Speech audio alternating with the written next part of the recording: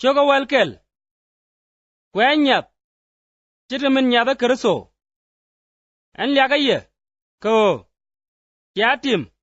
Rey ngwane dial. Ka chia goro ngini. Chit ka teja kamye.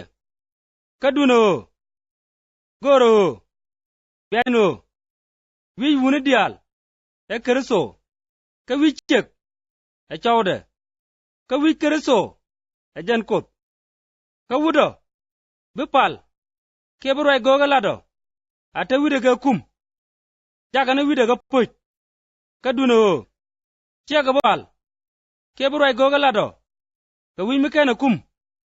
Jaga na wide. Ka puch. Pere. Ka chek. Micha wide mut. Ka o. Miji chek wide ba kum. Ngweno. Ba miem ngatim. Ka miya puch. Ka chega no. Ba miem ngatim. Ke ba wide mut. Aja kum wide. Ka bi. Ka gwano. Chi wud wide. Ba kum. Ka o. Achat. Ka goy ponya kos. Ka duno. Chek. A wad wude. Ka tok. Kan wud chak. Ka chek. A chek. Anin ta chak. Ka wud. Ka kan wud chak. Ka kwi chek. Ka chek. Ka kwi wude. Ka kwi mo. Gwano. De chek wude kum. Mala nyud buma. Ka kwi jang ni nel. Ka rey tega dan. Day kwani yechu. Chi chek. Tegara. Atel wud. Ka chi wud. Tegara. Atel chek. Ka o. Chit ka min. Ya chek chak. Ka wud. Neno. Wud diep gaje. E chek. Ka duno. Ti dial. Baga ka kot. Chara je yen. Gwaya. Ka chegano. Ba kot pal. Akena wide kum. Reynap. Ka chi chiang anyud yeno. Chiang wuda. Ka miem de barbar. Nongo ne japuj. Ka duno. Chiang chek. Ka miem de barbar. Chia liaga je. Ka o. Kam ka je. Miem ka kwi ka o. Baja kum. Mite ka rame.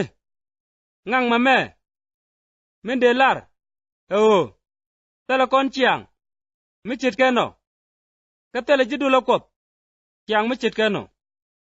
Ka teme. Ka nyunu tibe ti. En. Chaye liak. Ka o. Micha ben gwad kel. Chia ka kwi ka migwa. Duno. A kwi ka mijek. Ka o. Micha kel. Ala jidu la. Kot. Alianga jenu. Tega dek. Kam ni kun. Ka chwaja nget ka pande. Ka sok. Badil tega dek rey dun. Ka kwi ka o. Baja ngach. Ka ngane. Lane kodo. Machamat gwad kelo. Chia met kwar. Ni yechu. Ana chamamo. Ka o. Machi gwad met chobo. Larama met de. Chwa cham. Ka nek bot. Tanat. Ka yong tanat. Tin kong. Ka kwang. Engu. Tali ye chien. Ti mede. Ka mada tin. Kia o. Bia lokot. Lat jor. Ka bia nei. Tin tel ngu. Jaga puch. Engu mabalar ye. En. De liak ene. Hey. Chaya biliak. Ka o. Ngiji jaga kwar. Ejen. Emen jakam ye. Ka o. Jen kwani yechu. Ka ware kwa kanije. Chwe jurai kan. Ka me yata loy lar. Chwe japuony. Ka chwe we. Ema me. Apoinda. Min che sobye. Lada ma me. Ala tiem dun ka. Kaka jan doba ma ba. Ka kor miet. Chwe lier kan. Ka chwe we.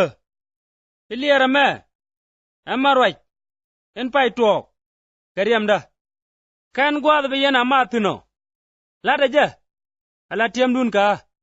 Ka o. Gwamna dial. Tabien jura eme. Echam. Kamada. Ka liera me. Biye liya kwar. Ni ye chulat. Amen me chaben. Tamu jura eme wacham. Kemet ka lier kwar. Ni ye chu. Ka duwa mchigwa. Ber.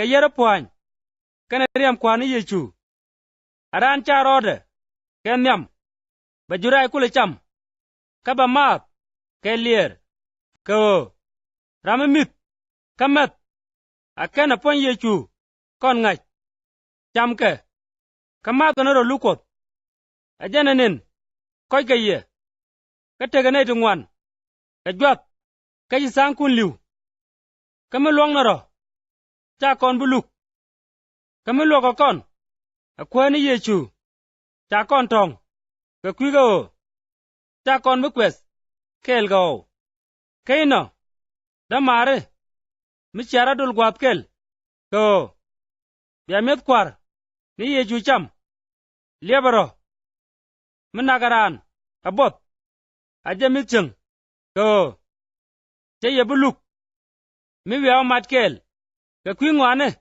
tin ko ken baga beladie mo wao ben